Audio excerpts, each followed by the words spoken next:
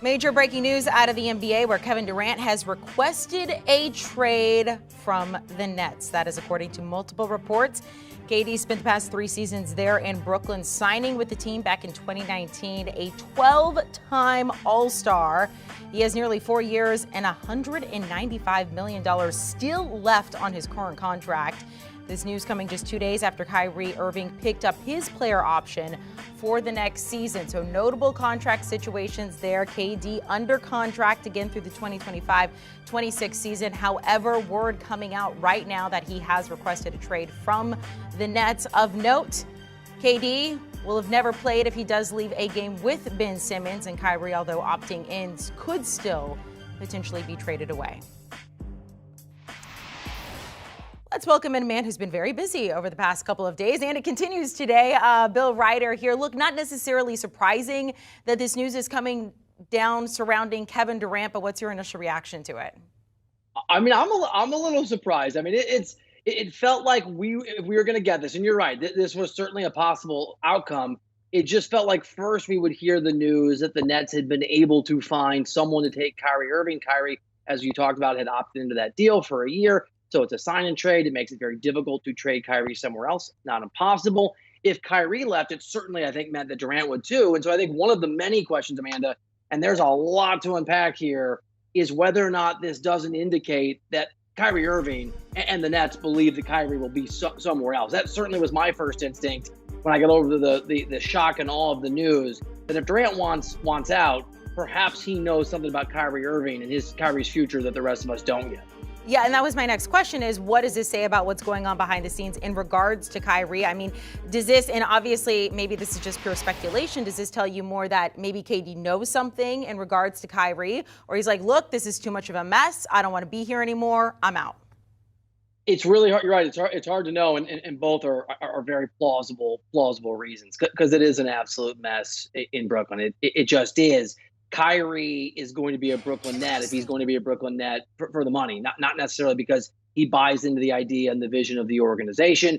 Clearly, the Nets don't want him there. They were very clear. Their head of basketball operations, Sean Marks, a few weeks ago, they wanted players who were going to be available and team players who put the team first.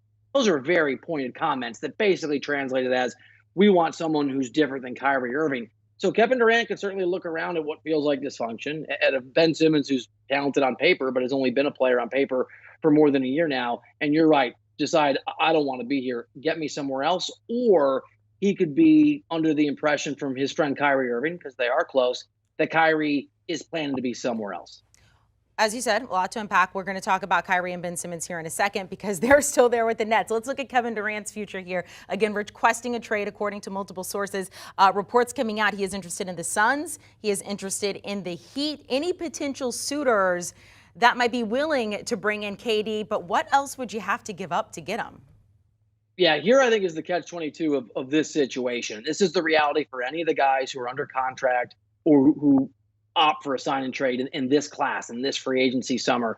There aren't any of the teams that people want to play for who are going to easily be able to bring in someone at that income level, at that salary level. And Kevin Durant makes well north of $40 million per year. Sure, the Miami Heat certainly make, I think, the most sense of any competitive basketball team, because if you're willing to move on from Bam Adebayo, and I think the Heat would certainly think about that. I don't want to speak on behalf of that front office. Had not had time to talk to sources in or around that organization. But just my first impression is, yes, I think the Heat would probably do anything that they can to get Kevin Durant. You know that he's got 4 years left on his deal. He's a game changer. I mean, this is a guy who absolutely makes you a contender the moment he arrives, whatever your roster. And the Heat have a pretty impressive roster already, even if they're willing to move on from, say, Bam Adebayo, Tyler Hero, other pieces, future picks. I will say this, and you know, again, this is somewhat reporting and somewhat my reaction. Just as a thought experiment over the last few days, talking to some front office executives, some scouts, some people in and around NBA front offices, I posited the question. I posed the idea: if Kyrie got traded and Durant forced his way out, and you're the Nets, why not, for the first time in a long time as an NBA organization, just push back against this player power movement and say, you have a 4-year deal.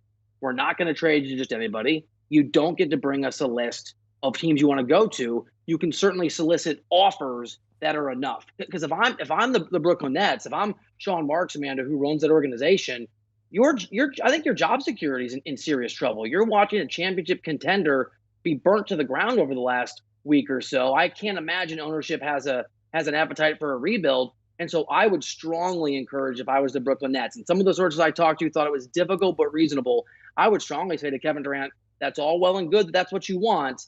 You need to find us the return that we need. And Amanda, those teams aren't the Miami Heat and they're not the Phoenix Suns. Well, and to just put this into perspective, because the Suns were the first team thrown out there, I mean, is this even possible to see him on the Suns roster next season?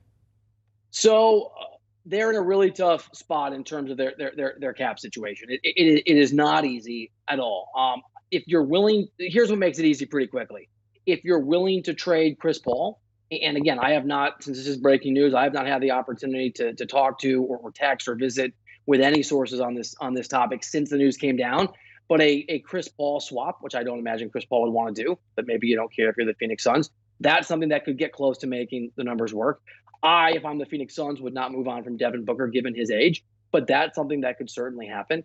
If you move on from DeAndre Ayton, it certainly seems like the Phoenix Suns do not value Ayton as a max player, so you don't even have to worry about matching his contract. There are things you can do, but it's going to be very, very difficult to fit Kevin Durant into that reality. It's been done. We saw, ironically, with the Nets, they brought in James Harden, they brought in Kyrie Irving, they brought in Kevin Durant over a short span of a few seasons. It can be done. It's not easy to do. If KD does not get what he wants, do you see him pulling a sort of Ben Simmons situation when it comes to the Nets? Yeah, it's a great question. And again, I'm lucky in the fact that I ran sort of this scenario by some sources, frankly, thinking if Kyrie had not opted in and taken the mid-level exception with the Lakers or come up with a trade, then we'd be discussing this. And one of the points that someone who knows Durant made that I thought was interesting and smart, and they're speculating, but they know him certainly in a way that I don't. They said Kevin Durant loves basketball. And, every guy that plays professional sports, or most guys, say they love the game and say it for the love of the game. Kevin Durant actually loves to hoop. He obviously wants to win. He's obviously more than happy to throw his weight around. He obviously wants to target, lo and behold, the team that had the most wins in the NBA last year. I mean, he's not a martyr on behalf of his love for basketball, but he loves to play. And this source pointed out it'd be hard to see Kevin Durant being unwilling to play basketball for an extended period of time. So let's kind of go back to the beginning. And you said, look, the way I saw this sort of playing out is no Kyrie, and then we would see Kevin Durant go. But now we're flip-flopping it there. Kevin Durant requesting a trade, Kyrie opting in. What's next for Kyrie? Does he stay? This is one of the most important and difficult questions in pro basketball. What's Kyrie thinking today, right? It could be a radio segment. I can't, again, I'm speculating, cannot imagine that Kyrie Irving wants to be a member of the Brooklyn Nets if Kevin Durant is not there. It doesn't seem to me that Kyrie Irving wanted to be a member of the Brooklyn Nets even when Kevin Durant was there. That was very clear. There just wasn't the market for him to make the money that he thought that he might. What we don't know is whether this is Kyrie Irving telling Durant, hey, bro, I don't want to be here. I'm going to leave. I'm going to try to force my way out. Or Kevin Durant, as you said earlier, Amanda, possibly throwing up his hands and saying, I am done with the drama. We don't know the cause. I think the effect will be Kyrie Irving working overtime. Again, not easy given his contract, but working overtime to try to find his way somewhere else. Are you buying or selling the Nets stock next season? Oh, I'm selling it. I think anytime that you see stock that's literally on fire, you have to sell it. Now again, I'll say this again. This isn't the conventional wisdom. It isn't a part of the tradition of the NBA. And a lot of sources rolled their eyes. But if I'm Sean Marks and I run basketball operations for the Brooklyn Nets, and I see remember, they traded away a whole bunch of young, promising players to get the core of guys that they have now. And some of those pieces obviously went for James Harden, who was swapped for Ben Simmons. But there is no cupboard.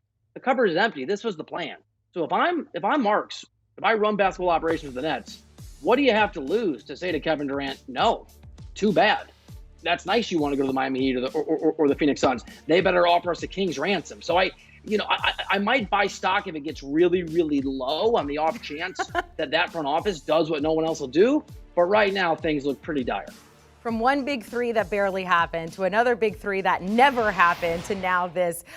Bill Ryder, it's been a tough road for the Nets with a lot of hope and not a lot of payoff. Thank you so much for joining us here on HQ. So Kevin Durant, again, the breaking news this afternoon, requesting a trade from the Nets, according to multiple